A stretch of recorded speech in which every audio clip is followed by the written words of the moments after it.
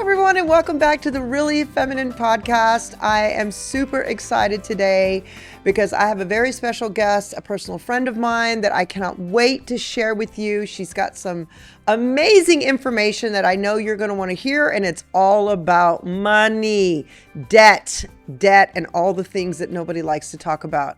But first, welcome my cousin and my co-host, Michelle. Hello. Yes, hello, we're here. Today we have Amber Duncan with us. She is truly a powerhouse.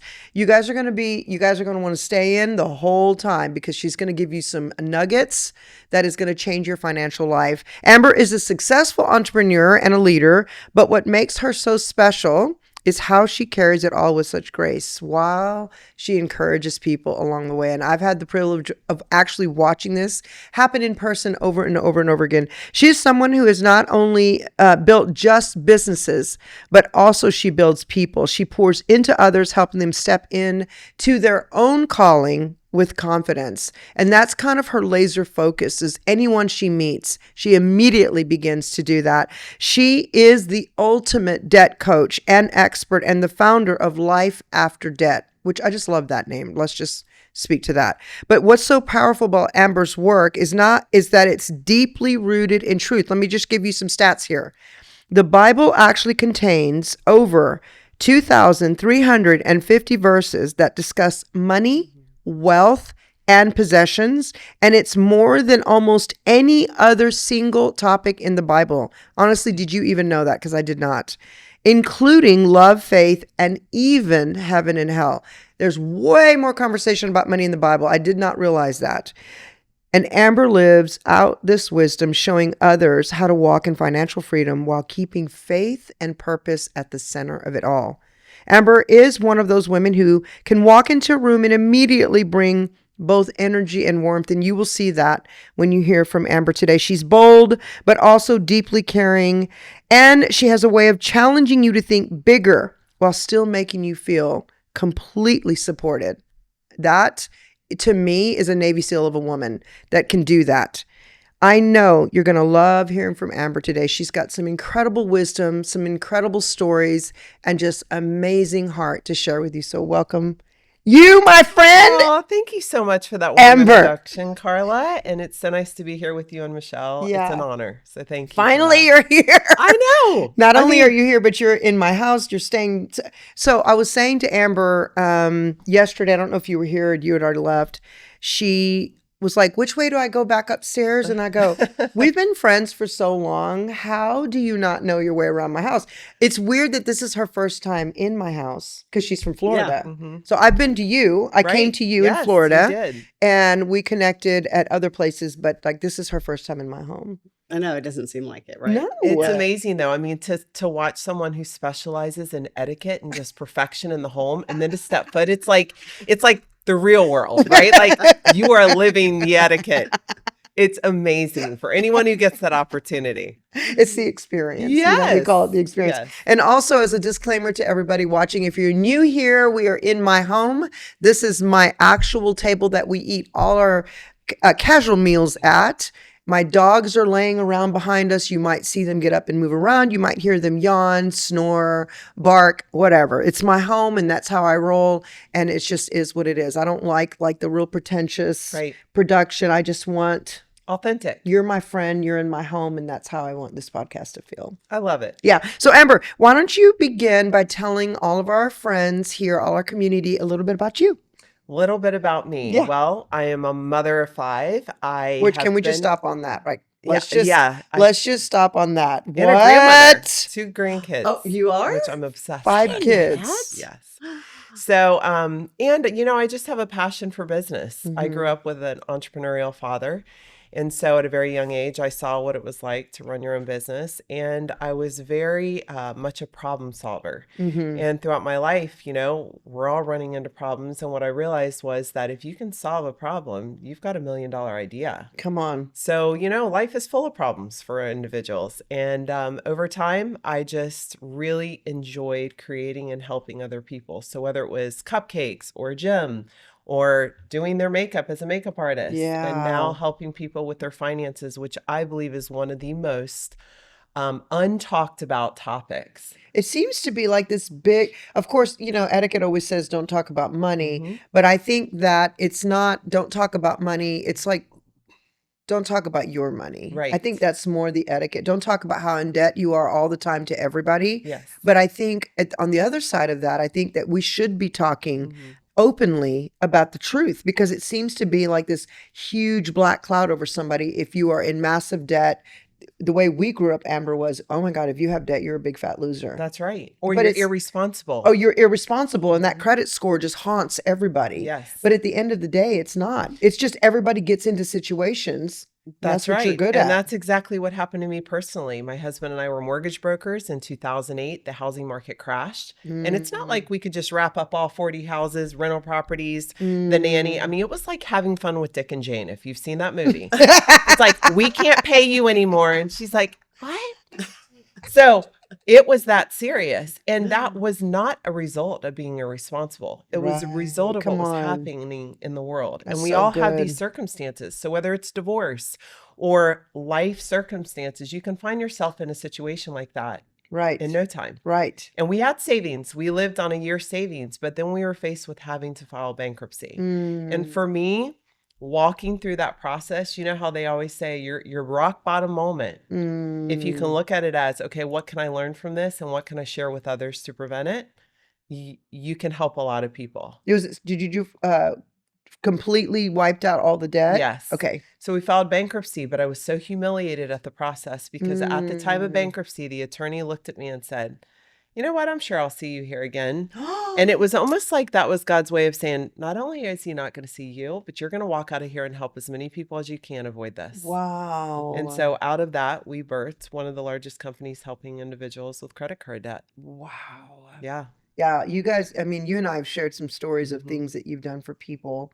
It's incredible. Yeah. Because here's the thing, it's this big, bad, big brother, if you will, that credit score. And that I think the whole credit card industry is in itself a little bit of an upside down cake, because it's enticing. It gets you something you want in advance, but then everybody overcommits, overspends. It creates a false reality. It does. And so many of us as consumers, we define ourselves by our score. But if you think about the concept, first of all, I think it's hilarious that the government is giving us the score when they're $35 trillion in debt. No Right. kidding. Problem number one. Number two is that if they didn't have that score, why on earth would we keep making payments at 1% interest? I'm sorry, 1% going to principal every single month and the rest going to interest. We wouldn't. But we are so wrapped up in the score. Wow. It's everything. And so I tell people all the time, you can have a great credit score and that in $1 is going to get you a cheeseburger at McDonald's. Come on. Because it means absolutely nothing if Come you can't on. afford things. That's right. So it's really speaking to this concept and this mindset that we grew up in of credit score is not everything. It's just a number. That's right. And you have to start seeing it like that. And if you can actually wrap your brain around that, you'll find yourself jumping the financial ladder quickly because you no longer will define yourself as the score. And you'll start to bring on a mindset of like, how am I going to get out of the debt and flip my script quickly? Come on. Not how am I going to raise my credit score? No. Because all three of us come from that generation that we were hammered with, what's your score? What's your Yeah. score? What's your score? Like you're basically buried in life if you don't have a 750 and above. That's right. We did a mortgage one time. So we've been entrepreneurs for years, right? And had great bank statements, but as an entrepreneur, you have multiple businesses, multiple overheads, multiple investments. And so your net income looks less than what you actually made. That's right. Because you have all the expenses that it takes to run your multiple businesses. Right. So your net income, this is another trap that I cannot stand. Your net income then looks so much less. Yep. That's your taxable income. But when you go to qualify for a house based on what you can afford, they go, you can't afford this house because your net income is so much lower. And then they go, and I'm like, what are you talking about? I have all this over here. I have this asset. I have cash in the bank. We have a 750 whatever credit score. Yeah, but your tax returns show that you don't. I'm like, but anybody with brains knows that your taxable income is when you own multiple companies. Yes. It is all your deductions. That's your right. legal deductions that you take Which you while should. run, and the losses of how many people didn't pay you for their product, like in our roofing company. Right. And so it just all nets, right? And I hate that. Sometimes, like, we go, what's a credit card? Well, we're not gonna be able to get anything about and that's the way the banks are. Yes. And it drives me crazy because you can have bajillions of dollars in the bank.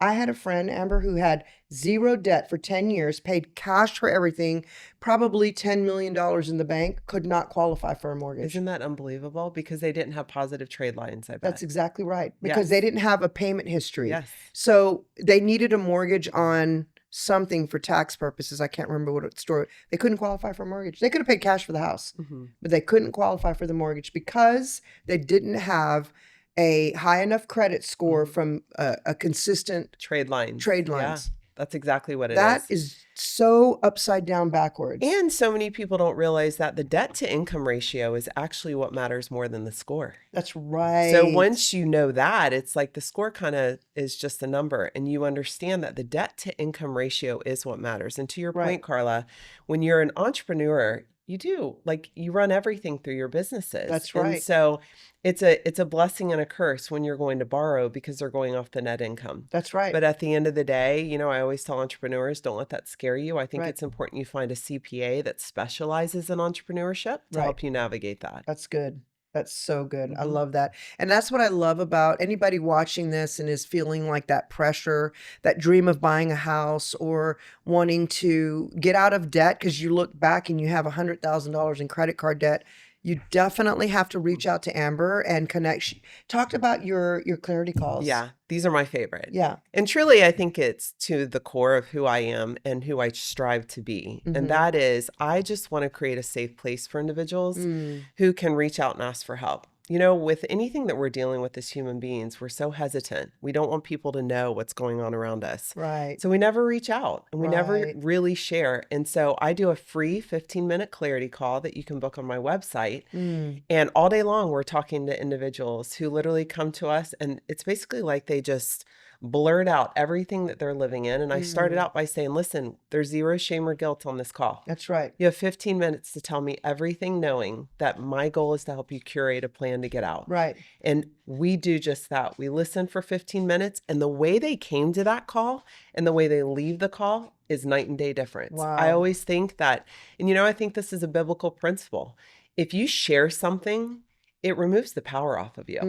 If you can really share what's holding you down and holding you back, it loses its power over you. That's right. Come on. That's so good. And that's what happens in our clarity calls. That's so it's been incredible. I love them. I love that you do that because it gives people a chance to actually change. And not only that, but I know that you teach during that time, you teach also like how to move forward healthy with finances. Yes, because it's one thing to get out of your situation, but over the years I've seen people come back as repeat customers, I call them. Right. And I really don't want repeat customers in this business. I want to not only help them get out, but flip their script and teach them what to do to avoid it. That's right. And so my goal is always to give them ideas to generate revenue streams, whether it's things that they can do. I know I was talking to a few people before we even recorded and sharing some ideas that I give to individuals to make money from their kitchen table. But then there's others where I see a gifting in them where I'm like, why aren't you doing your own business? That's right. Come on. They have fear associated, or they don't feel like they're equipped, or they don't know exactly what to do. Whereas I love to extract that out of people and help them put the business in place and show them what's possible, because that's true freedom. So we were talking last night at our little charcuterie board night. And I really love, because my heart is for women to find freedom in every area of their life so they can, and I've said this a million times, so they can overflow and be instead of having to do. Because when you're in overflow, you get to just be who you're created to be. And I love, love, love that you are you naturally see something in someone and pull it out. And I'd like for you and I to continue this conversation over time. And maybe you can do this now and give women, well, let me say it like this. What would be one piece of financial advice that you would give to women right now who are feeling like, I'm stuck, I don't make money. I don't know how to make money. I've been a stay-at-home mom or wife or whatever for years, or I have an enormous amount of debt and I'm in a bad marriage and I don't feel safe about leaving. Like there's so many things women struggle with as it pertains to money. So what would be the number one financial advice you'd give? This is such a great question. And, you know, I want to say something because to a lot of stay-home moms who are listening to this podcast, first of all, I want to say you have the hardest job out there. Yeah. The hardest and most underpaid job. Okay, I want to reference that because I think a lot of moms, after their kids get old enough, they're kind of searching for who they are and they forget who they were. Yeah, oh my gosh. And so I see a lot of women come to me that are like, can you just help me create myself? Like, Right. what am I doing from here? Right. And I would tell women, don't let things scare you and be open to continued learning and connecting yourself with like-minded or individuals or females specifically that you see what they're doing and you like it. Because the truth is we are like the 5 people we surround ourselves with. And Right. I have had the honor of surrounding myself with you since last year and learning this overflow tactic you've been teaching me personally through our coaching. I grasped it, like I got it. And when you recognize the power of that, you know, I believe each of us have something inside of us as females. It's a gift. That's and right. it's called a gift for a reason. Come on. It's not just for us. That's We're supposed to be good. giving it away. That's so good. And so for females, the number one trick I could tell you is partner up and link arms with powerful females who can come alongside you and extract something you may not see in yourself. Because once you do that, once you find your passion, the money follows. That's right. The money follows. That's right. And there's so many tools out there for women. I mean, just starting small, like opening a high yield savings account. You know, I teach a lot of women, let's just do one thing at a time. That's so good. Let's start to learn and create. You know, in marriage, and this is a touchy topic in the church, which is, you know, submit one account. I get it. Love it. But you know what? It's okay to do that. You know, my husband and I, we have one account, but we also have our own accounts because I like to do things or I like to spend things. Let's say purses is my thing. Yeah. And for him, purses is not his thing. Right. So it gives us the space to be individuals. That's right. Financially, alongside doing things as a couple. That's and it right. works. That's right. And I think Communication. if somebody right now listening is in a really bad situation in their marriage or at home with parents and they don't feel like they have the confidence to make a move and stand up for themselves, what would be the number one step you would tell them? And then I would encourage, if you're listening and you're thinking, oh my gosh, that's me, I encourage you to reach out to Amber. First of all, go follow her immediately. And then I encourage you to reach out to Amber and then communicate because you're very thorough on answering people. Yeah. And I have not always had a perfect life. I've had Same, moments of distress or things that I'm on my own with. Yeah. So I got to figure it out. You know, I was Right. a single mom too. I Right. understand what that looks like when you've been in a marriage and you're getting ready to leave, Yeah. but you just don't know how you're going to do it. And Right. what I would tell you is book a clarity call with me. Come on. I want to teach you what you have access to today, but also what to set up for the future. And, you know, sometimes we just need another voice. Sometimes we want someone to actually tell us what to do. That's right. That's all we need. That's right. So reach out, ask those questions. You know, I think women fear that because they haven't done something or they're not educated in something, they tell themselves, I don't know how to do that. Right. Your words are so powerful. Right. Stop speaking that over yourself. That's right. And instead, you have got to visually see. Like I always visually as a kid, this is crazy, but even as a child, I, for whatever reason, envision myself always being in a limousine. I don't even know why that is. That is so cute. Because On when the- we were growing up, limousines were a Were the really thing. big deal. And I would even go so far as every weekend I would flip through the phone book. I knew how much money I had and see which limousine service I could use for an hour to go to the mall. My parents thought I was crazy. But what I That's didn't so recognize cute. was I was actually planting that seed in my mind. Like I am going to be there one day. Oh, I love that. And if I want to get a limo or a driver, I'm going to have one. That's so good. So nothing was out of limits. And by the way, you don't have to have a college degree. Come You on, don't that's have right. to have a certification. I was a college dropout and a single mom. Come I was on. in government housing. Wow. Come on. That's So- so good. There's no qualifications for this. That's but I do right. believe God, without a shadow of a doubt, has walked me through and opened doors and made the connections. There is no doubt about it. I've had the favor of God in my life.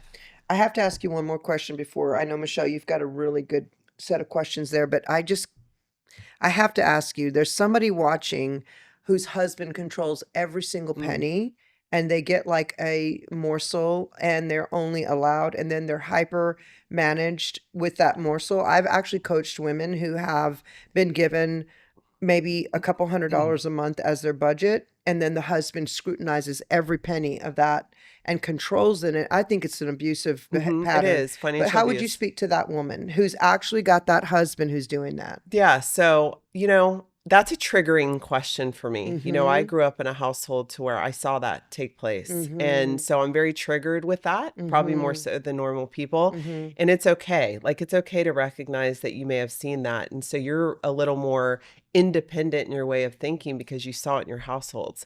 But here's what I can say, male, female, we all have the skill sets in us to make Mhm. money. That's right. And open conversation is powerful. And if you don't feel comfortable confronting your husband one-on-one, do it in a group setting with someone you trust and maybe get ideas of how you can financially, because you want to learn, you want to educate, you want to have an emergency fund. And by the way, every woman should have That's right. Yeah. their own bank account. That's right. Like, no questions asked. Yeah.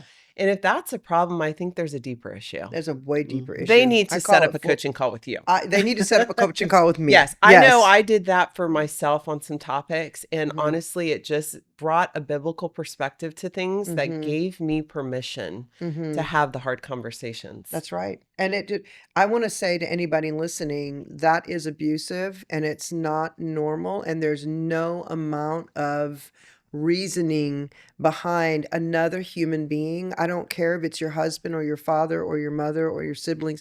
I don't care who it is. There's no amount of reasoning that can swipe away unless you're somebody who has a massive spending habit.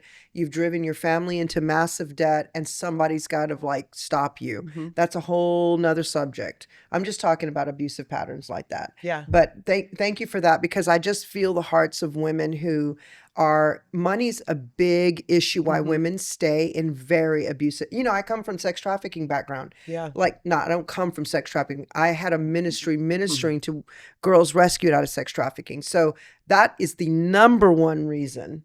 Like, they are so controlled by money Mhm. and they're used to make money for their pimps, for their handlers, whatever. But money's a big issue and it's used as a tool to abuse. So I just glad that you spoke into that. It is. And remember, the Bible talks a lot about money being the root That's it. of all evil. Right. And it's a control form. That's right. And, when we think about us personally, for myself, I always look at it, and for the women who are in these relationships, your self-worth is more than your financial worth. That's right. Come and on. remember, you're worth $1 million. That's right. Come so on. if you're not being treated and loved and respected and honored and financially supported the way you need to, That's right. There's such a bigger issue there. That's right. That's I so want to good. say I had a friend growing up, and this is really interesting. I had a friend growing up, and her parents, it's not that they were wealthy. They weren't. I saw what was going on in my household, but I'd always go to her house, and I always noticed her mom could get the best makeup, the best cosmetics, and her husband never said one word. He was always like, all right, that's great. It's beautiful. And I saw that different perspective, and I'm like, wow, that is amazing. Like, It's a whole new world to see whole new when you grow up in world. your household. Yeah. Yes. And so just witnessing that, like, there are men out there who are doing it right. Well, people who abuse like that have an intense trauma around money. Mhm. So, and then they press that on to everybody else. And actually, money becomes the center of and it grows tentacles. Yes, It does. actually grows tentacles. And when I mean tentacles, it's like if you think about these tentacles that come out, they reach out and they choke. Mhm. So then everything becomes about money. Everything. Like, it's just like, and then it's just this panic and this fear. And I mean, I lived like that for 25 years. I lived like that. So everything was filtered through that. So I really have a heart for women on that. And my husband is the opposite. He is spendy. He doesn't care. I'll go make more. Just go get whatever you want. I You're love the that. one that's tight, not me. I'm the frugal one in the family. Yeah. I used to be. I'm not anymore. I just released that. Yeah. But anyway, I just thought we definitely have to speak into that. And we can carry this conversation on in other podcasts because I really want to keep pressing in on this because I don't like to see women stuck in abusive relationships because of the fear of not having enough money. And remember, there's two emotions we operate out of. It's one or the other. And I use this a lot, even myself personally. You're either doing something out of fear That's right. or love. Come on. And so whether it's spending, whether it's staying in a relationship, ask yourself that question. Am I spending this out of love? Maybe a gift for someone else, or love for my family, or am I doing this out of fear? And if you're saying fear, you got to dig deeper and figure out why. That's so good. I That love is that. good. I love that. So, what was the biggest financial mistake that you made, That's a good question. and how did you overcome it? Well, I would have to say mistakes to me, I never look at them as mistakes. I look at them So as good. learning opportunities because I think so many times we can get down on ourselves. In the financial industry, there are some speakers, and I'm not going to say their names, but there's a lot of shame and guilt poured over people for mistakes Yeah. rather than coming from a place of grace saying, hey, you're here. Great. Let's get you out. So I would say for myself, I think, I was a single mom at a very young age. I didn't understand the importance of saving. And luckily, I had a great mentor around that when we started our business that taught me those things, that taught me about the stock market, that taught me about savings. And it became almost like a game to me. And so if I could go back, my biggest mistake is that I wish I would have started earlier. Wow. If people who are 18 years old were putting away $200 a month, like just set it and forget it, they'd be millionaires by the time they get to 40, 45 because of the interest that's accruing. Right. And so we just have to recognize that, man, I wish I could go back and redo it, but because I can't, I'm actually going to share it with as many people who can. That's good. And that's the way I'm going to heal myself for not doing that's it. good. That's so good. But I love that there's no mistakes. There isn't. It's just Growing it's just- opportunities. It's just like- learning. It's like a blip on the radar. The mistakes happen when you keep making the same ones over and over and over Absolutely. and over. That's when it becomes a mistake. It's a pattern. It's a pattern. Yeah, it's an issue. Yeah. What about your biggest success? My biggest success. Well, I think my kids are my biggest success, if Yeah. I had to say that. How I old are your love my kids? kids. They range from 28. So it's 28, 21, 19, 18 tomorrow, and then 16. Wow. Okay. Yeah. That's Yeah. amazing. So I love my kids, and I actually am the type of parent too, and we've discussed this a lot. There's different stages of motherhood. And for some people, they're always like, oh, they're growing up way too fast. I wish they were small. That's not me. Same.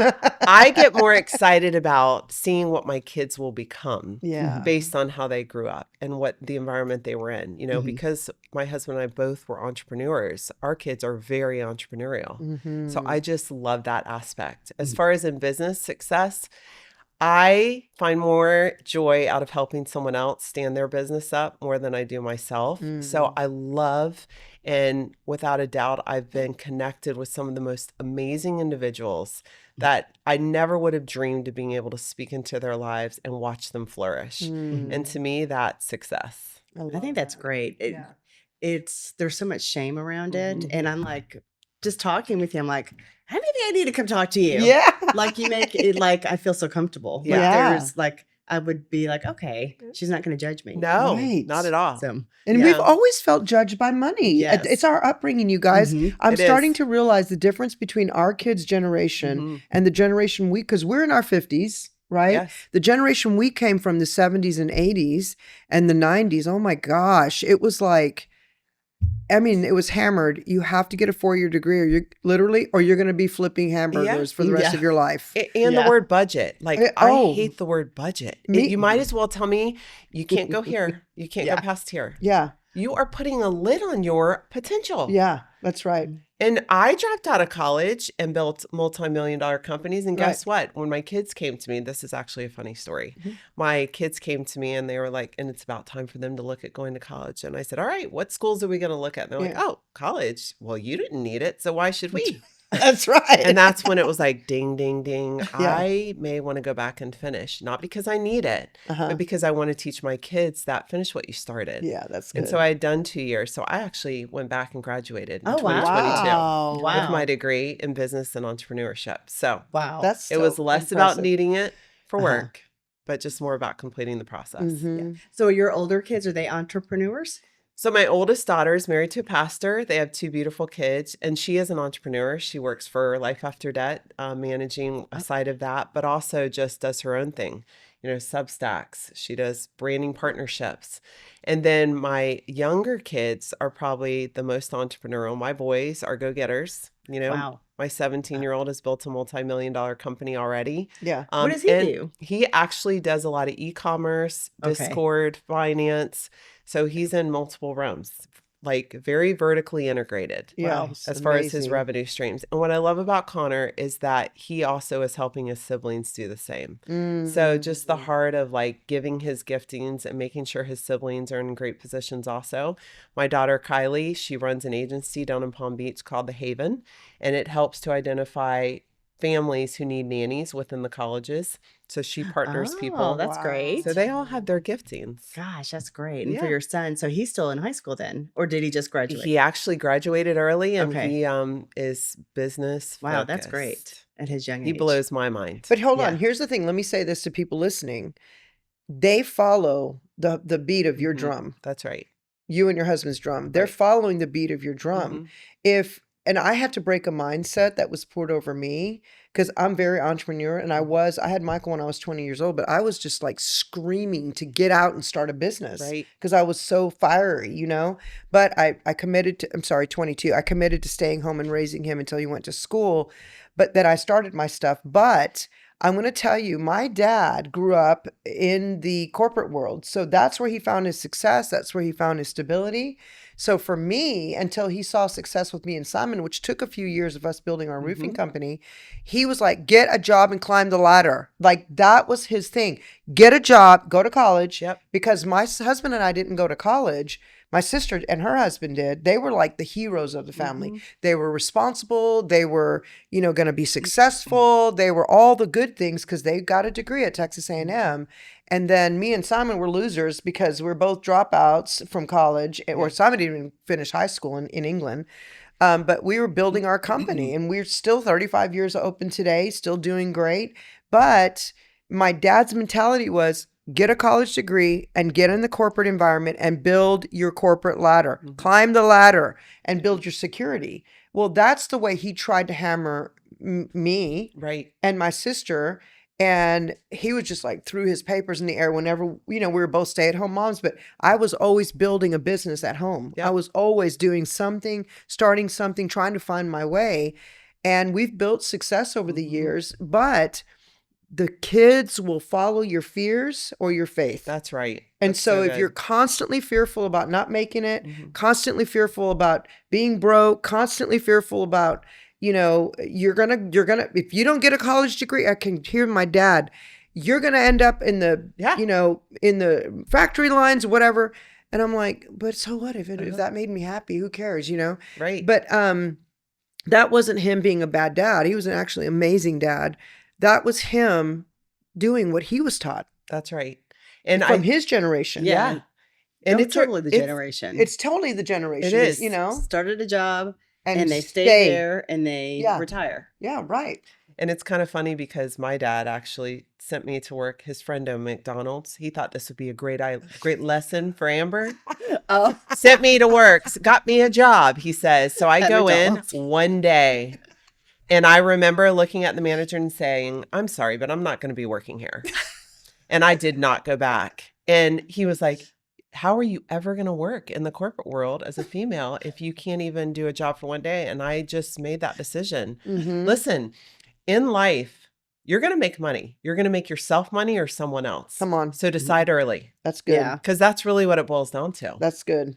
And there's two types of people. We know this. Absolutely. We need to have people that would rather work for someone else and Yes. support that. And then people who can never work. Me and Simon could never work for someone else. We tried that. We just doesn't felt like work. we were in a cage. Other people find security in that. My dad found so much security in getting that check every 2 weeks and making sure his 401k was full and retirement and all that. So I really think this is just an amazing I'm so happy we're having this conversation. What's your It's next a question, fun- Michelle? It's a fun 'Cause conversation. I know. I love And it. you know what happens is, and you guys will find this, if you start going to dinner with girlfriends and you start openly sharing the good, bad, and the ugly, and a lot of people get it mixed up with bragging. I'm not saying bragging. Oh my gosh. I'm saying truly talk about the struggle or Right. what you're dealing with. You know, Right. I'm going to be completely transparent on this podcast and tell you right now, I just noticed I've got this, you know, I had a lease out for one of my businesses and the building sold and the old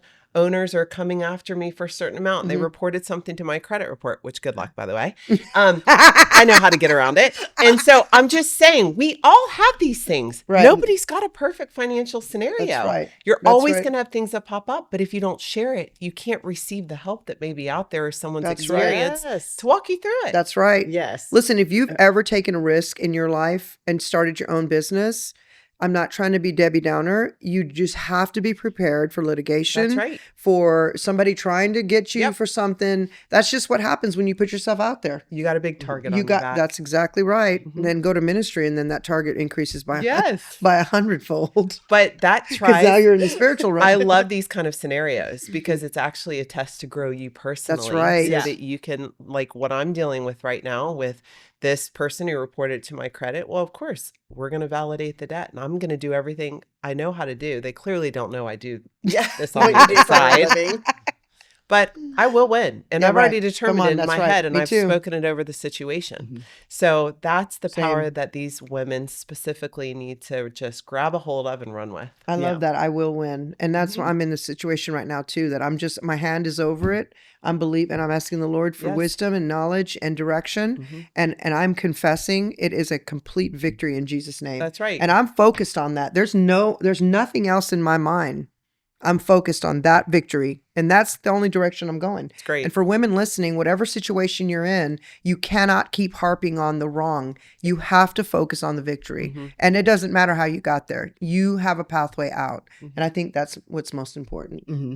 Is it my turn for the No, question? it's not. Okay, keep going then. I have one more question. You guys ask such great questions, by the way. I'm going to tell you, I'd love to Everybody's take trying to Chloe. keep us on track. Yeah, because I can feel Chloe's breath over there.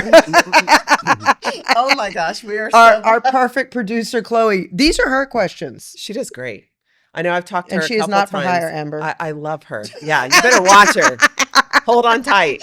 Amber's going to come recruit her. I love your whole team, by the way. I know. I have I the really most want to amazing. steal Jade and Chloe and just bring them to Florida. We'll just help you. Okay. We'll just come alongside of you.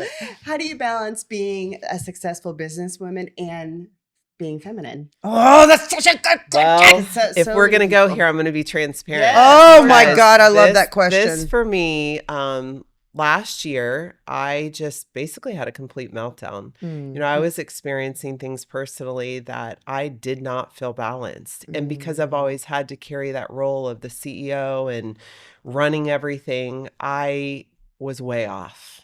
And so, by the grace of God, I have this amazing friend I've known since high school, and she had connected me with Kelly Copeland, who I'm so grateful for because I call her my intercessor, so to speak, because she connected me with Carla. And she said, you've got to, Amber needs to talk with Carla. And I remember Sharon coming in and saying, you know, all right, I've got somebody for you to talk to. And I'm like, is she going to get me? Like, I don't listen to just anyone. It's got to be someone who can speak to me, know what I'm dealing with, know who I am, and get me to the other side of this. And she's like, I trust Kelly. And I'm like, okay, great. So that's when she connected me with Carla. And for me, that was, without a shadow of a doubt, the most pivotal moment in my life because I had been wearing this hat for 49 years of I have to be in charge of everything. And I'm great. You can give me, at one point in time, I had like 14 different companies I could run, but you put me in my house, I would get anxiety. Like, this is harder than running 14 companies, you know, because I couldn't walk in my femininity because I had to be this on the other side. When I met Carla, we started coaching and counseling and she stripped it down. And this one thing changed everything for me. There was so many great things I got, but I remember this vividly. I still tell people about this, by the way. And it's probably going to make me cry just sharing it, which I never even cried before, too. You never? No, that's just like Where's the tissue? But we were talking a little bit and she said, listen, I have an assignment for you to do. And I said, okay, I'm really busy. And she's just like, okay, here's what I'd like for you to do. Every single night this week before we talk again, I want you to prepare meals. I want you to do dinner as a family at the table. I want you to bake desserts. I want you to put an apron on. And I said, well, I don't even own an apron. Yeah. So let's start there. I said, I can make reservations. I can have somebody come in and cook, but you want me to cook? Like, I'm thinking to myself, why does it matter? What does this have to do with that? Cater some food in. Right. And she goes, just do it. And take a picture of every meal, of the people at the table, invite your kids. Like, okay, all right, I'll do this. And in my head, I was thinking, oh my gosh, this is going to take time. And what's the payoff? And da-da-da-da-da-da-da, right? So I can remember the first night. And I have 3 boys, 2 girls. And so I can remember the first night I made everything. And I sent everybody a text and said, hey, we're going to have dinner at the table. And I'm making it. And so what time works for everybody? And I coordinated it. Even my daughter who's married was like, we'll come too. What are you doing? I'm like, okay, let's not get carried away. This is not going to be like an every month thing. And they all came. And so I can remember the expressions on their faces of just having that moment of sitting around and the communication. And in that moment, I was like, oh my gosh, it wasn't about the food. Mm-mm. It was about the family and me walking in that role and watching my kids' response and what it did for them. Wow. And so it was like clicked. And, I had made dessert and then they would start asking, hey, are you cooking tonight? Can we do it again? Oh, wow. And I was like, I remember reaching out to her and I said, Carla, I got it. You cracked the code. I totally get what you're saying now. There's a way to wear the hat and walk into the boardroom. But then when I'm home, it's the little things that we think they'd rather go to Capitol Grill, right? That's what I was telling myself. But the truth is, it wasn't that. They wanted to sit at a table with me and have my attention and me show love to them in a manner of fixing them dinner. Yeah. And I just, it all clicked. And that was that's how Yeah. I said, you're now in your apron era. Yes. And then She goes, you're in your apron era. And I was like, I'm in my apron era. And then the next conversation, I said, you said something about the apron era. And I said, oh my God, that's a great name. I thought that was her name. Yes. And she goes, no, you said that on our last call. And I said, I did? Yes. And she goes, because I'm going to tell you, I'm not trying to be all like holy roly, but sometimes the Holy Spirit, because while my clients are talking, I'm praying. Holy Spirit come, Holy Spirit pour through me, right? Yeah. So sometimes I'll say things, I don't even remember saying that. So I know that was a word from the Lord. But when you said, you said apron era, because you're such a like a marketing business guru. And I'm thinking you just came up with something really good. You said, no, that was your word. Yeah. She goes, I'm going to take you, you're going to get in your apron era. Yeah. And so when she had said it to me and I had gotten the apron and I started taking pictures in the apron, now I'm obsessed with aprons, by the way. Do you have a collection? Like really cool ones. It's too, I have a whole pile. I love them. But so for me, it was like, okay, I get it. And, I think it's important to mention too, I don't think we all had a specific role model as a mom to follow. And I've shared that with you, Carla, and you've kind of brought me back to that. Like it's still within us. That's exactly right. It's still within us. We just have to find it and do the work and dig deep and move back all the cobwebs of things we've told ourselves we are. I'm Amber. I'm a business person. Like strip that away. That's right. And now I find myself introducing to, like when I meet people, I'll just say, I'm Amber. I don't even like to talk about what I do because I want to be able to show up as a feminine Amber. Come on. Without having to be a boss or all of that all the time, because at my core, that's who I really strive to be. The highest form of godly femininity doesn't mean every woman has to be this, but to me, in my personal opinion, the highest form is a woman who can be strong in the business world, be a boss, be somebody who can you know, manage her world, but then come home and flow in submission to your family and prepare those meals and set that table and create a comfy, cozy home and create the moments at home to nurture your family. Because, and this, one of my mentees told me this years ago, because she knows me personally and my whole world. And she said to me, that is what I want to be. She said, I've watched you be a very strong businesswoman, but I watch you serve your husband and I watch you serve your family and I watch you take care of your home. And she said, that to me is the epitome of godly woman. Yep. And I never heard it that way because it's just my flow. You know, I grew up with a grandmother and a mother who were just very home, you know, very much homemakers and domestic and all the things. But also I have the big, fierce business side of me as well. So I love that I can actually step into a meeting with full of men. I can do my business, but I can come home and take care of my husband. Yeah. Like I won't even sit down until he's served. I will not sit down until he has everything he wants. And that's just... And he hasn't always deserved that. That's me being completely transparent. Like he has not always been like this perfect husband that just deserves that. Right. Many years, I just couldn't even be in the same room with him. But God taught me that through me serving my family, my home, my husband, it had nothing to do with whether they deserved it or not, or whether they received it or not, or even noticed. It had to do with what God was doing within me. That's so good. And it's who you are. It is. You know, it's like despite what our family members, because Right. I know I've had moments where I'd love to shove the plate right over and Yeah, I right. hope it lands in his lap. You're right. But the truth is like, it's who I choose to be. That's right. Despite what everyone And else whoever's is closest doing. to you gets the overflow of you. I love that. So, and you've taught me that Let so me well. ask you another question, Amber. Who is the person in your life that represented that femininity to you? You know, my grandmother, who my dad's mom, you know, she passed away probably 3 or 4 years ago, and I shared that a little bit with you. Right. But I watched her model that so well. And now even talking about it, it's probably who I'm the most like. She worked for an individual her whole life. She was his executive assistant. She did very well.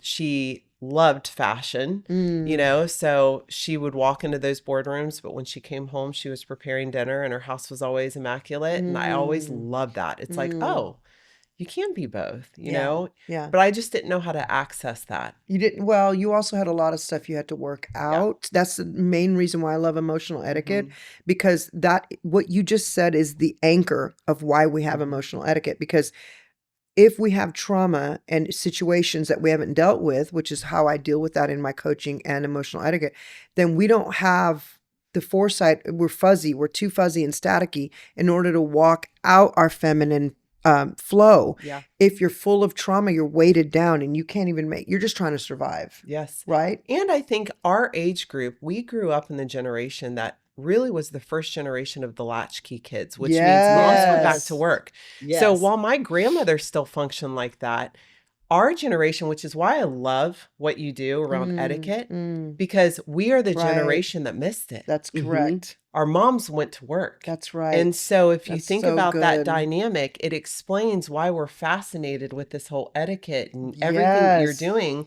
because we were the first generation that really didn't get exposed to the Right. stay-at-home mom who did all that stuff. Right. And we were scorned if you were a stay-at-home mom. Oh, yeah. I mean, you look down on women that didn't want to Yeah. do anything but raise their babies. Right. As if that was like not success. I know.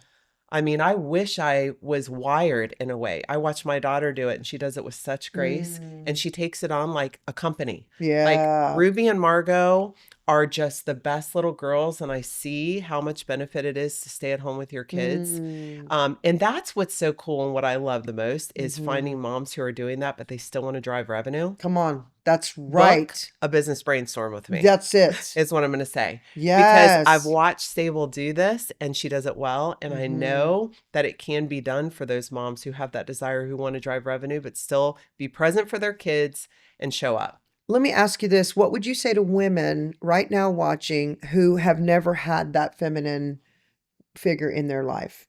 Like they didn't have anybody that emulated the feminine. Well, I would tell them to book a call with you, number one. Because my first call, do you remember my first call? Tell me. First of all, here's a good gut check too, to know if you're not walking in your femininity. if you can have a hard conversation and you are non-emotional, you're locked up. Yeah. That's because I could talk about anything and would not cry. Yeah, right. And then when I got on the phone with her, I cried. And then I remember saying to her, I normally don't cry. So I apologize. And she's like, no. Let it out. Let it out. So you cried a lot for the first but I needed months. it. You needed it. And I think that, that's a good way to check to see. But if you're not, I think it's okay to sit with that for a little bit and start to journal and write, how do I view myself? And really get to know, like, when I think of Amber, what did I think of? And back then I would tell you, when I thought of Amber, I'm like, give me a problem and I can solve it. Yep. But now I think, man, Amber's so full faceted. Like, she loves her kids. She loves to travel. Yeah, I like business, but it's not the first thing that comes to my mind. Yeah, that's good. And literally there's no greater joy. I mean, we pulled out some stuff the other day, and even watching our guests open their podcast box, which you'll get in just a minute. I mean, everybody's like, oh my God, it's so cute. When we see pink, when we see bows, when we see sparkle, it doesn't matter what our background is. When a woman is in face to face with something beautiful, we all share in that same fiber of that response. Like, we all love beautiful things because we were created to beautify. And so I love watching that feminine pour out of girls at any age. At any age. And to see, and I'll tell you this really quick before you ask this next question. I saw, and I think I said this at one of the retreats that you were at. I saw a video of a lady doing an experiment on five boys and 5 girls. And I think they were 5 to 7 years old, and they were put in 2 rooms. Okay. The only thing in the rooms on the first phase was 5 chairs all lined up like this. And then the girls' room, 5 chairs all lined up like this. They had cameras on the kids. The boys stayed in the line in their chairs. They just started like hanging off their chairs, but they were told to stay in their chairs just for a few minutes. But they started like falling off, but they didn't move the line. Okay. The 5 girls in the chairs all started scooting their chairs around into circles. Interesting. So they all wanted to just be in front of each other, and they just wouldn't stop talking. The boys were just like, nobody was talking. Wow. And then they put all the boy-girl toys in a room. And they had all the little kitchens and the babies and all the girl stuff that, like feminine stuff. They had cars and building blocks and over here. And the girls at 5, 6 years old could go to either side and start playing. They all went to the kitchen and the babies, and they started nurturing the babies, 5 and 6 years old. Wow. Nurturing the babies. They started working in the kitchen. None of the boys went to the kitchen. They all went straight to the blocks.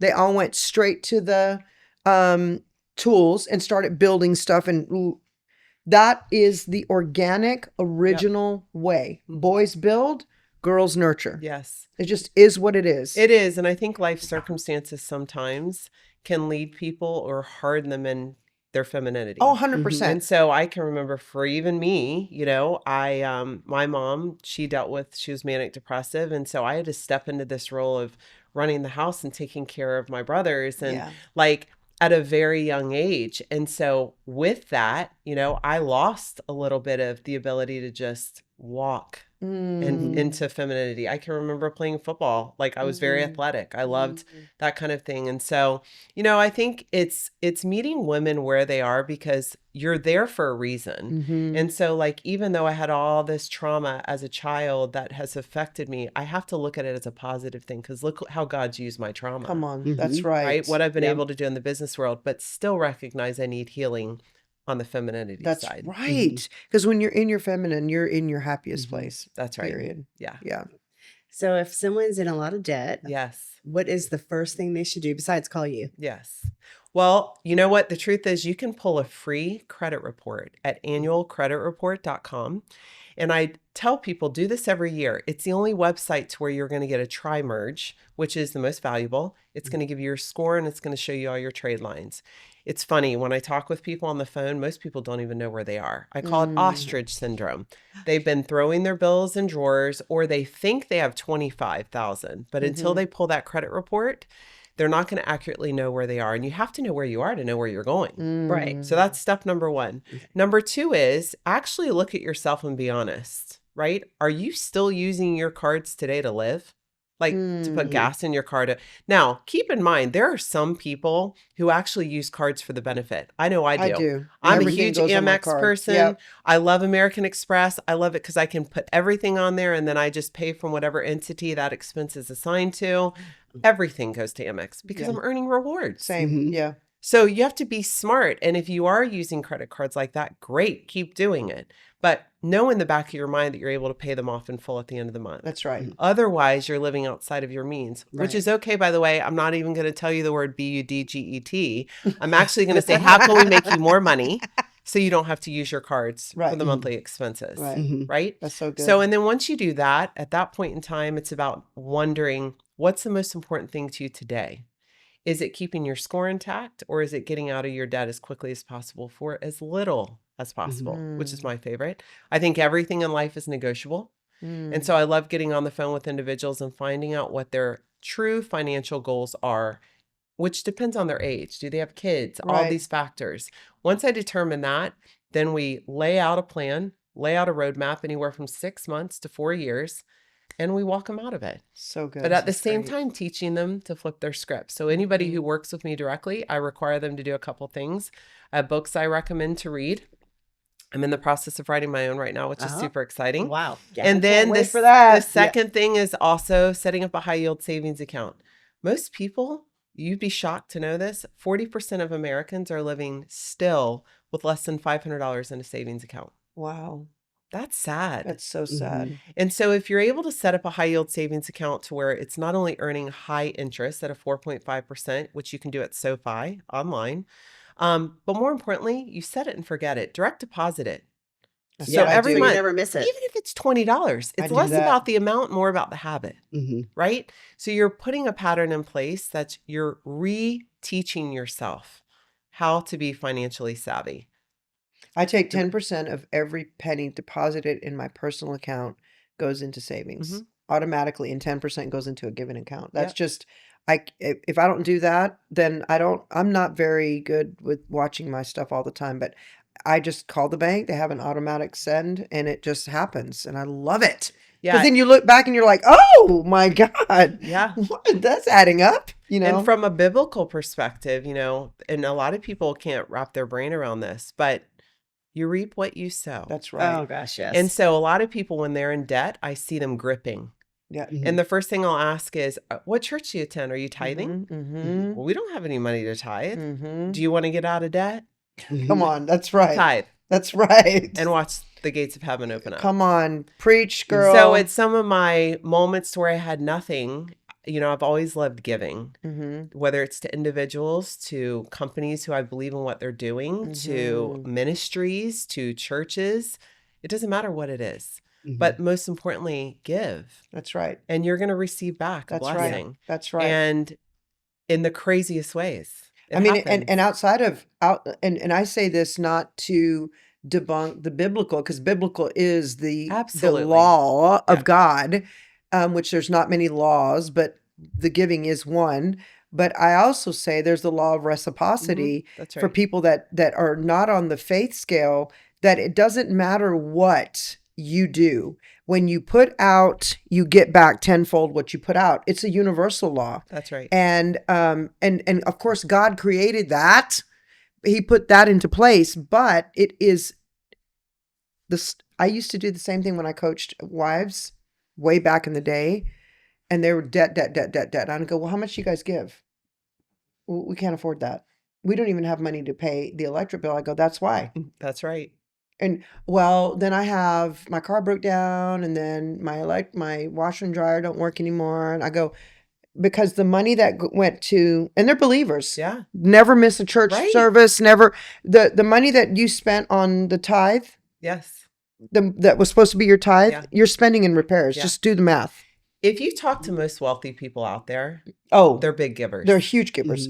And so You'll never find a wealth unless it's drugs or prostitution. You'll never find a wealthy person that never gives. That's right. You will never find it. And so knowing that when you are sitting at that table, for those who are struggling, start giving. That's right.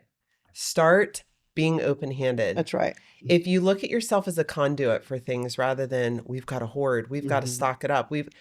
First of all, I think that's ooey. That's gross. It makes you feel gross. Yeah. But as soon as you start living open-handed without fear that you're going to have money to pay your bills, it's the most amazing experience because you get more joy from giving than receiving, but you also get to receive the blessings of just being a giver of how it comes back to you tenfold. Amber, I feel like if I haven't done my giving, and I was telling Michelle this the other day in full confession, this is my own personal deal I got to deal with. I tend to be a little legalistic in my head. Yeah. But it feels like a bill that's going to be late. If I have not done my tithe, I feel like my whole world's going to explode in a matter of minutes. Yeah. And that's my own, like, I feel that committed. I don't care. One time Michael sold it was his first time and I taught my kids from the time they were that big. If you have $1, then you give me a dime. We're going to put that in the church. I taught them from the very beginning, tithing is not an option. Right. Until they turned 18 and then they could do whatever they wanted. But Michael got a commission on a painting. The first big one he'd ever done, it was $40,000. So he calls me, he goes, Mom, I have a $40,000 check I just got for my painting. I said, yeah, that's amazing, buddy. He goes, does that mean my tithe is $4,000? I said, yeah, that's exactly what it is. Yeah. He said, God, that's a lot of money. I said, but you didn't make 40,000, babe. That's not what you made. You made 36,000. That's good. That's what you actually made. 40,000 is not what you made. The 4,000 belongs to God. And the good news is God didn't require us to give any more than 10%. Yeah. And it has nothing to do with money. It has to do with the condition of your heart. That's right. It has to do with that. He was like, dang, so that's really $4,000. Wow. I go, no, that's how much you get to keep. And be in line with God's word is you get to keep 36,000. How about that? Yeah. It's so good. So listen, that boy has things coming in all over him because he's faithful. That's right. He And partnered up with God and he let him call the shots. And I will say this and I will stop talking about this, but my mother taught me this. 10% gets you into heaven. Above and beyond is the benevolence. Above and beyond the 10% opens the heavens. Yeah. Like 10% just gets you in. Yeah. Anything above 10% opens the heavens. And you can't make it up. No, you can't. And here's the thing. For those who are non-believers, even when I'm with individuals and people, if I feel like I've been blessed and God's blessed me financially, maybe that's the only way they can see Christ in other people. That's right. So pay for their meals. Yeah, that's right. Openly buy stuff for them. Show up when they have a need, and because it may be the only way they see Christ in you. Right. And so I've heard that a lot from individuals. It's like, they'll share stories where they're like, man, she was so kind to do this, or I don't understand why she did this for me. And you know what? It could just be that's their way of showing Christ's love to someone. That's how they're seeing Christ in others. That's right. That's so good. I like how you said for Michael, no, you only made 36,000. So it's really changing the perspective. Yeah. So if you look at it that way, okay. Yeah, no, you didn't make 40,000. You made 36, no matter what. We had one of our years, $1 million year, and I can remember Simon being like, oh my God, it's $100,000. I go, no, we get to keep 900,000. Yeah. Like that's all we have to give is 100,000. Yeah. That's for me to be in the heavens. That's just what a my own blessing, personal, right? Yeah, to be able to I get to keep 900,000. God didn't require us to give 50%. Right. Yeah. It's good. Okay, so what do you think is a pain point that women experience regarding money? I think that they actually tell themselves, and I've seen this happen so many times. Like as soon as I say an amount, for me, I always said, I want to make like $100,000 a month. I could say it so candidly as if it's really no big deal.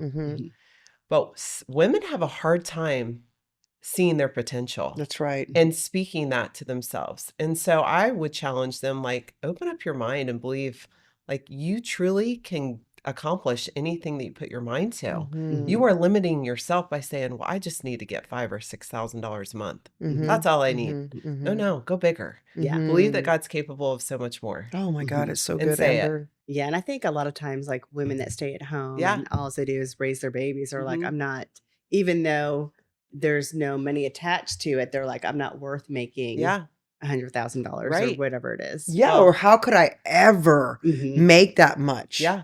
Well, let me tell you, it happens, but it starts here. That's right. And if I believe, as a kid, I made up this saying in my house. I would tell my brothers, if you believe, you will receive. Yeah. That's right.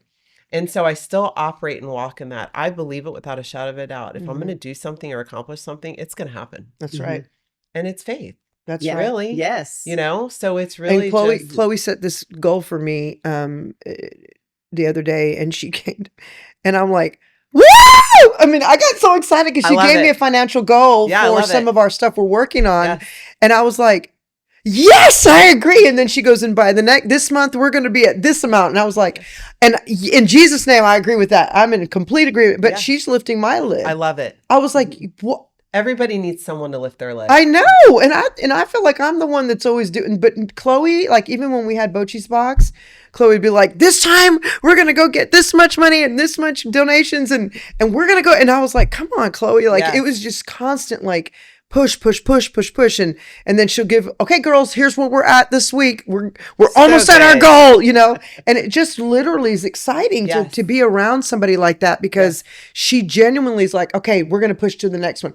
And then she does my brand deals and I'm like, I got to get under the table. I love it. And I'm like, I better don't tell them that much. Yeah. And she's like, no, that's what you're worth. Yeah. And that's half of what you're worth. They're lucky for being, and I'm like, well, because my biggest issue is believing my worth. And that's a lot of women, including myself. Because I didn't get paid for like 15 years for everything I did because I was in ministry. Right. So I just gave away everything all the time. But Chloe's been one of my number one pushers of how much outside of my husband. About her, I'm going to take her. No.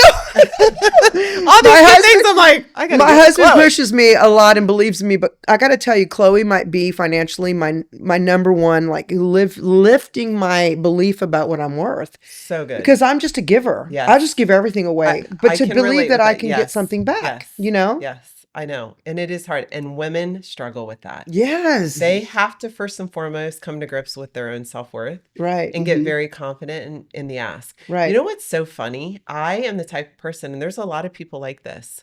It's almost like the less expensive, I think the less quality. Oh, I see, my like, gosh. if someone came to me and said, we are having this fabulous retreat, it's $10,000 to attend. It's 3 days. I'm thinking, oh my gosh, this sounds dreamy.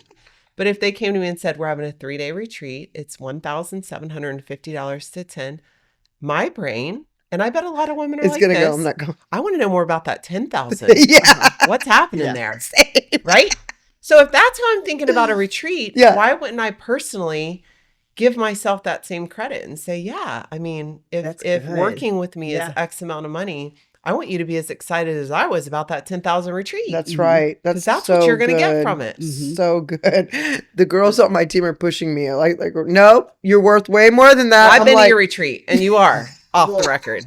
Wait until the one in London. Oh my God. We were talking about that last night. Yeah, that is going to be outrageous. I'm trying to talk her into coming with us. You should. Yes. I'm certainly trying to clear my schedule to make that happen. But it is, top notch. And that's the same concept is, I mean, yes, it's a little bit expensive. Some women might perceive that, but what you're going to be getting. That's right. And the experience and the curation that Jade and Chloe have done. They're literally curating. Well, and when you go to another country, and you go with someone who's been there and knows, you are knocking out so much of wasted time that you would spend if you tried to navigate it on your own. So really, when you look at it, what you're going to accomplish in going on this retreat with you guys for the experience, it would probably take them 5 or 6 trips. 100%. And triple the money and a lot to accomplish it.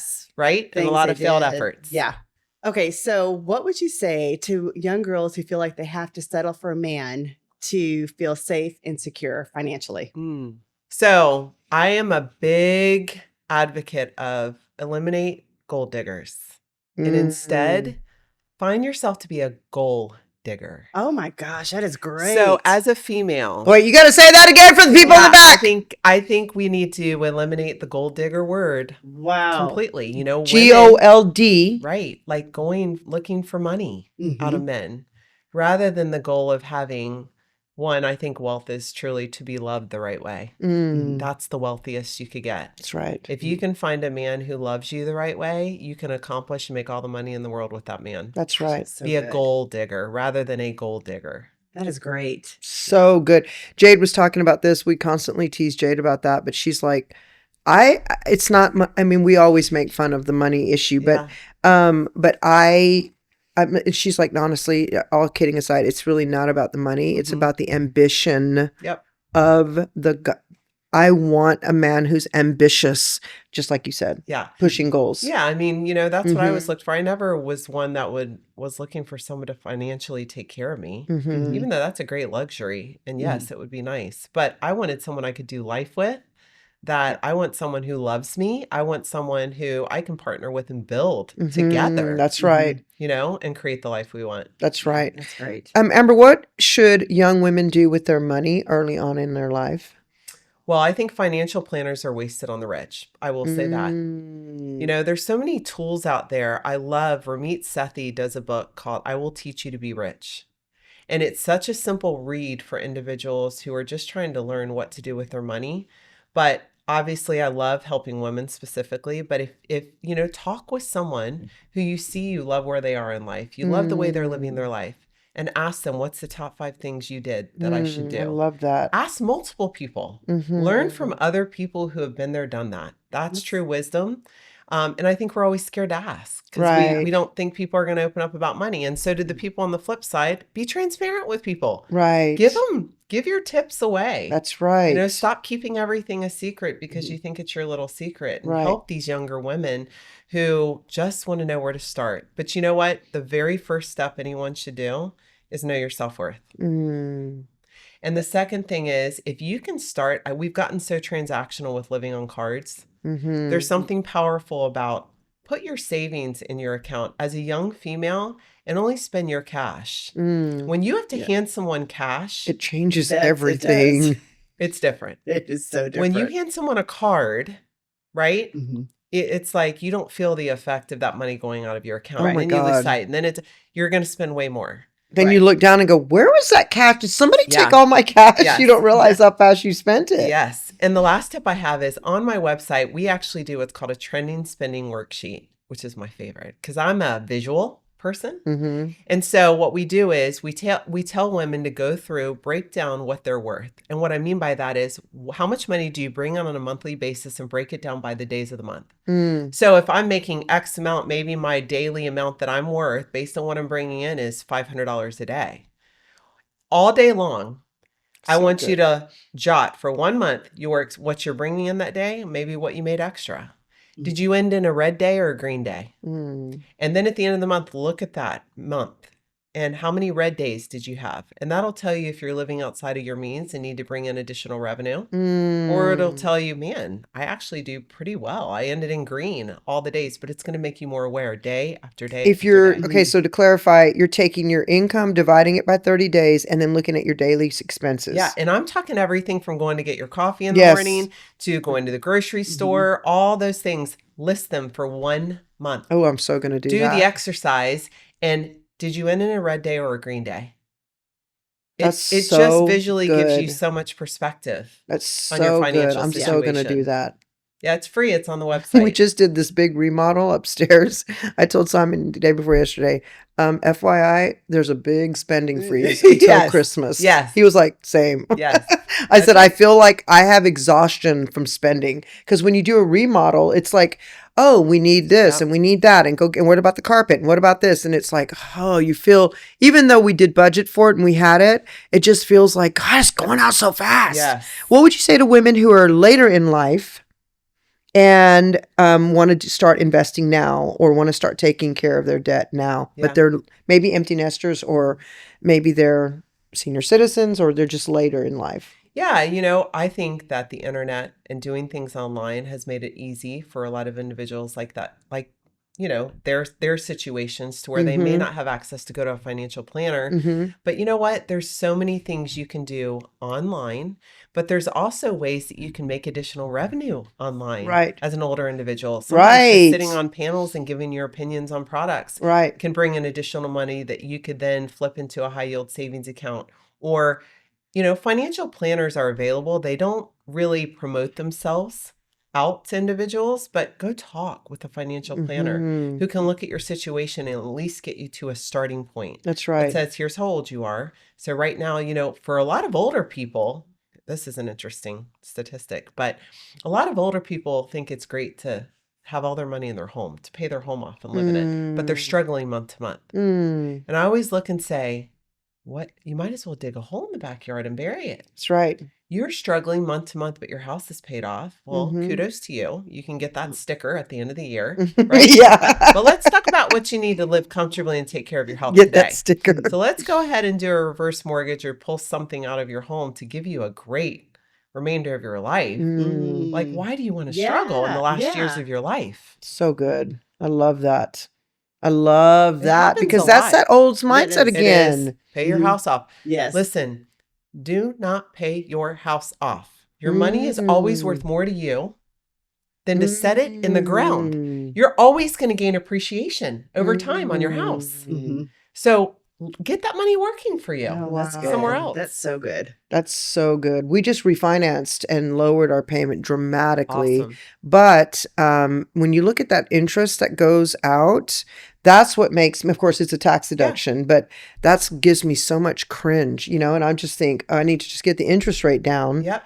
And maybe but I'm like that. Okay, so that money then would go towards other investments. Absolutely. You're always going to, look at the national average for even what you're investing in stocks and bonds. It's always going to be more than your mortgage. Right. Wow. And I think that's a lot of people that, if they're in debt, I mean, you could just pay off your debt with that, right? Bingo. Here's what I talk to people about. It really depends on the situation.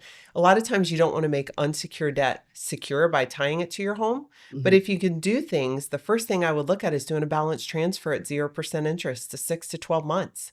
That should be everyone's first line of defense. And take all of your credit cards, move it to the balance transfer card so that you have 0% interest and can chip away at it for the next 12 months with no interest.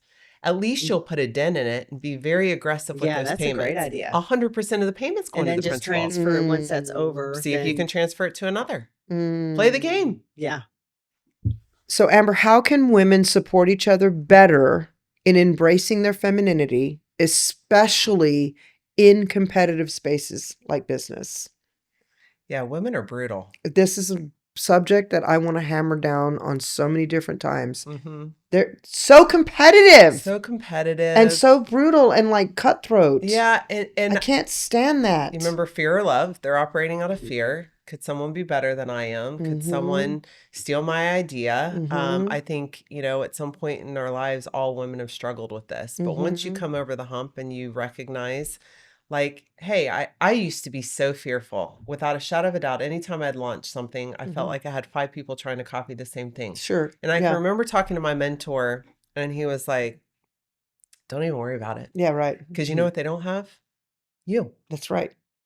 So they can take your idea and they can try to do everything, but it's not you. And it clicked.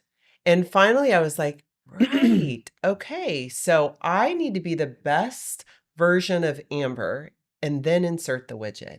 And that even goes to helping someone else achieve their goals. Come on, that's right. Because if I can help another woman and come alongside with zero fear, if I do it for her, guess what she's going to do in return? I've seen it happen. She does it for someone else. That's right. And it's a trickle effect. That's right. And so you have this huge opportunity as a successful female to either sit tight, hold on to it, which I think is just gross. I don't have a lot of respect for women like that. I can't stand that. Or you can be open-hearted and say, hey, you are super talented and I don't even think you realize it, but I know how to do stuff and I'm going to help you do the same for you. And one, they're never going to forget that. They're never going to forget how you showed up for them, and they're going to do it for someone else, which to me is like legacy work. But not only that, but when you sow that seed of kindness and generosity, then someone will come back and do it for you. Yeah. Like it's going to come back for you. It's not just you doing all the things. You're going to also get people that step up and do things like that for you. That's right. Yeah. Right. And I've seen it in my own life, just how God's opened up my circle and the people he's brought into my lives, which there's no other explanation but God. Right. Right. That's right. It's walking out and showing up for other women without any jealousy or, and it's a very lonely or fear thing that they're going to be more successful. It than is. you. And it's very lonely for some women at the top. I'll say that. Yeah, I it went is. through periods to where I had a very hard time relating to the moms on the playground. And I felt very alienated because they were intimidated or they were threatened by me. And it's like, wait, but I can break that down, right? I don't want to walk in that. I can go right up and talk to someone and like, it doesn't scare me, but I also want to be a safe place for them so they don't feel that intimidation. That's really important to me. One of the biggest lies in the pit of hell that I believe is that if I help you, you might be more successful than me and I'm going to miss out on something. Yeah. What I tell women all the time is what God has for you, no one else can touch. They may try. They may come to your bay. I call them the bays in heaven. Like everybody has their own bay. Yeah. And you have a stack of treasure in your bay and your neighbor comes over and goes, ooh, that one looks better. I love yours. I'm almost out of mine. So she comes to grab gold out of your bay and it literally will turn to dust in her hand. Yes. Yes. The only bay that she can grab gold from is the bay that she was assigned that would actually sustain and stay together. Yeah. But if you go into someone else's bay, trying to get their ideas, trying to take their husbands, that's another one that... It happens. Listen, that's a whole nother conversation. Like trying to take something that's not... There's a girl that is plagiarizing the fire out of me on social media. She's actually word for word doing what I do. Don't give her airtime. Hold on. But you know what I told my team? Because one of my team members was going berserk over it. And I said, I actually know her. She's an adulteress. She stole a man from a marriage. She stole the husband and married him. So she's used to stealing things that don't belong to her. So that right there to me is like the nature of that person. And so you're always going to be in a losing position. You're always going to be on a cycle of trying to try again, because you're constantly stealing from something that's not yours. And you don't feel good about yourself. No, you know what? If, like you said, Tony Robbins said this, and I use it all the time. When you focus on helping other people get what they want, you will always get anything that you want. And God's going to make sure of that. That's right. But if you're constantly trying to steal from someone what is their idea, or in business, come steal my clients, or you're afraid you're going to have your client stolen, you're too focused on the wrong thing. Just get on with your life and keep focusing on building yourself. That's right. And it does actually work. It works. And if you stay focused on let that other people have their moment, who cares? Who knows? When you see Billy Graham, and everybody talks about the impact that Billy Graham had on people, but nobody actually knows the guy that led Billy Graham to the Lord. Wow. If I said, who is that guy? Because that's the real winner. Wow. That's the guy who, thank God, right? Wow, that's good. Mordecai Ham. So Mordecai Ham is the real hero of the story, but yet Billy Graham left a legacy. That's so good. Had he not stepped forward and helped him walk in, So it's the same in business. It's so good. You don't know the women you're going to impact, but the women they're going to impact could be astronomical. And if you miss that opportunity, you're going to miss out on leaving your mark. Yeah. If you had to choose between, let me start that over. Have there been moments when you felt like you had to choose between softness and strength? And how did you navigate that? Well, I'm an 8 on the Enneagram. Same, and girl. we talk about this a lot. An 8 on the Enneagram, we really don't have a filter. However, I will say... Okay, for everybody listening, give me grace. It's a blessing and a curse because I can comfortably say something and it doesn't land on me. I just get to the point. That's right. But I've also learned as I get older that I don't have to say everything that I'm thinking. Yeah. And that I can actually do it in a way that gets my point across. Yeah, that's right. But, it's taken a lot of Botox and fillers, so I don't show the facial expression when I speak all the time. But that does help. But I have learned that you don't have to say everything and to pause. One of the rules I put in place for myself is that when I'm getting an email because I think things can get misinterpreted by email Oh and my text. gosh, for sure. But if you write out the email and you give yourself 24 hours and then you reread it before you hit the send, I promise you'll change it every time. That's right. Yep. That's right. And so just giving myself that buffer Mm-hmm. to kind of like cool down a little bit. Mm-hmm. Because as an That's 8, right. we Me can too. go Same. 0 to 100 and I can put out a fire like this. And I can go in. One of my favorite things to do is go in and fix organizations and like see where they are. I can snip out the problem in seconds. Yeah. I know exactly where it is. Mm-hmm. And then I want to charge. Yeah. Right? Yeah. And So so I've had to really curb-tail that, Mm-hmm. you know, so it works. You have to just stay in your lane and go, okay, Yeah. you didn't ask. I'm Right. not telling. Right. Yeah. Yeah. Right. You Okay. guys are like so similar. Oh Yeah. my gosh. This is why I could help her in coaching, because she was Yeah. like, I need somebody that's just going to tell me what to do. Yeah. There was a couple of times when I was like, Amber, Yes. no, don't Right. allow that. Right. Right. But I respected it because I know she's done it. Yeah. She operates the same way I do. Yeah. We're both, somebody said to me, Hitler's Enneagram was 8. I'm like, oh, that's great. So is Donald Trump. So is Donald Trump. So I'll take take it. Yeah. Okay. What is your definition of the feminine? And what does femininity mean to you? And what's your expression of the femininity? So the first one is, what's your definition of femininity? Well, if you would ask me this a year ago, truly, I would say, well, it's just when you dress up in pink stuff and you just let a guy open the door for you and you that's what it is. But really, in the last year, and I keep going back to this because I think to the root of it, it truly is how I think femininity works, is that you give yourself permission to be loved the right way. And it's that through loving someone that you feel safe enough to actually allow all the femininity to come forward because you're safe. That's so So, good. yeah. And I never had those safe places. So I harbored that. So if, that's created for me, to me, that's walking in my femininity. And what does femininity mean to you? Oh, it just means, honestly, for someone who's non-emotional, for someone who does not share truly, freely, like openly, vulnerability. That's femininity to me. I'll know I'm walking in it when I'm being vulnerable, when I'm being completely open-hearted, showing love in ways like cooking, and that's femininity. Oh, I love that. And I love the way you guys walked in with those flowers. That I am practicing. obsessed. You think we're coming in your house without them? No. Etiquette tip 5,362. Don't ever come to Carla's house without a great bouquet.